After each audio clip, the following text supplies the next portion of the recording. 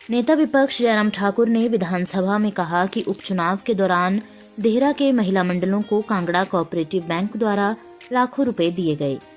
जब सरकार से जानकारी मांगी गई तो सरकार ने आंकड़े जुटाने के नाम पर सूचनाएं देने से मना कर दिया। यह चुनाव प्रभावित करने का प्रयास है। सरकार ये साफ साफ समझ ले कि यह मामला यहीं रुकने वाला नहीं है। समझ में आता है कि किसी प्रश्न का अगर उत्तर नहीं है तो सूचना एकत्रित की जाती है, कि ये सूचना दी जाती है, जानकारी दी जाती है। और ये हमेशा जब कोई महत्वपूर्ण प्रश्न लगा हो, जब सूचना देने लायक नहीं है, छुपाने की उसके लिए कोशिश करनी पड़ेगी, रास्ता ढूंढने की कोशिश करनी पड़ेगी, तो सूचना इस प्रकार से ही एकत्रित की जा रही है, यही कहा जाता है और आज भी यही कहा गया। और सबसे जो आपत्तिजनक बात है, जो उप मुख्यमंत्री जी ने जो बात कही यहां पर, कि जब माननीय सदस्य जो प्रश्न कर रहे हैं, प्रश्न करने के साथ उनके पास अपने सोर्सेज से जो इंफॉर्मेशन है उनने वो साझा की। अब पूछ रहे हैं कि भाई अगर आपके पास सूचना है, उप मुख्यमंत्री जी कह रहे हैं, तो हमसे क्यों पूछ रहे हैं? जी मैं समझता हूं ये उचित नहीं है। सभी सदस्यों को इस सदन के अंदर, माननीय सदन के अंदर जानकारी लेने का अधिकार है, चुने हुए प्रतिनिधि के नाते। पहली बात तो यह है। और दूसरी बात अध्यक्ष महोदय, अगर ये हुआ, ये तो हैरान करने वाली बात है। और मुझे लगता है कि लोकतांत्रिक व्यवस्था को तहस नहस करने की दृष्टि से सारी चीजें हुई हैं।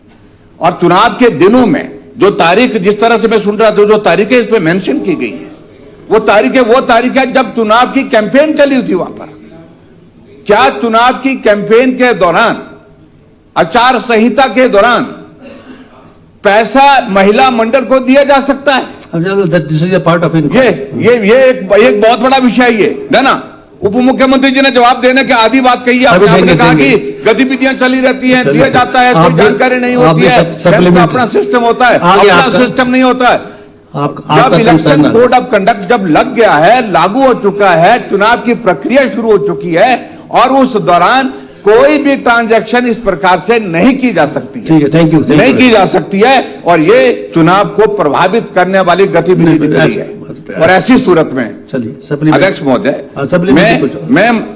मैं माननीय उप मुख्यमंत्री से जानना चाहूंगा कि पहली बात, क्या इसी सत्र के दौरान आप इस सूचना को उपलब्ध कराएंगे? एक तो ये, और दूसरी बात ये मैं जानना चाहता हूं कि ये जो पैसा दिया गया है, सिर्फ एक ही विधानसभा क्षेत्र जो देहरा का बोलते हैं ना, देहरा का उसी विधानसभा क्षेत्र में दिया गया, या पूरे हिमाचल प्रदेश में जो कांगड़ा सेंट्रल कोऑपरेटिव बैंक के अंतर्गत जो आता है, एरिया आता है, कि सभी जगह, बाकी जगह भी दिया गया? ये देहरा के ही महिला मंडल को किस आधार पर पैसा दिया गया? क्या गतिविधि ऐसी थी उनकी विशेष?